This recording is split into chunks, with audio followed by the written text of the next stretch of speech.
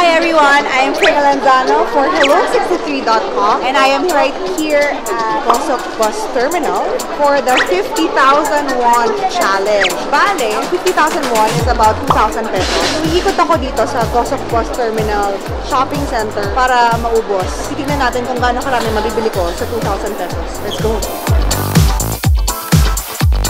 Hindi talaga ako nagdala ng damit dito sa Korea. Ito na yung last ko na to. So I really have to buy clothes to survive. 5,000 won. When you pay, you have to pay with parang gold.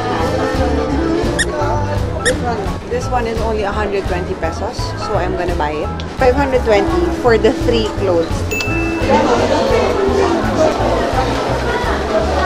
Ayoko yung mga small size. Kung tayo sa mga big.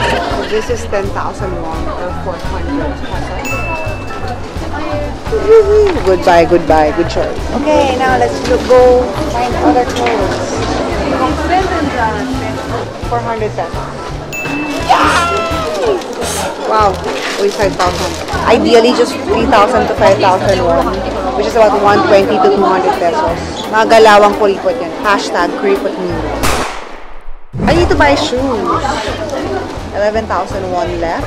I think I can still buy shoes with it. So let's go back to the shoes and buy it. Dito sa Gosok Bus Terminal, para siyang Changi. Walang masyadong tourist dito kasi parang hindi naman to masyadong alam ng mga tao.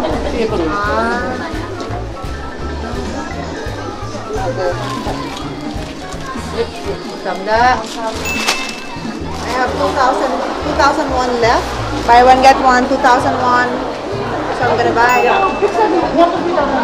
These are the things that I bought for Omanon for 50,000 won or 2,000 pesos. This one, beige dress, pink jumper, my Haji, white v-neck, white and gray shirt, skirt or skirt short, my sandals, and nakahabol pa, 2 nail polish. All of these for only 50,000 won or 2,000 pesos. I was able to buy 9 items.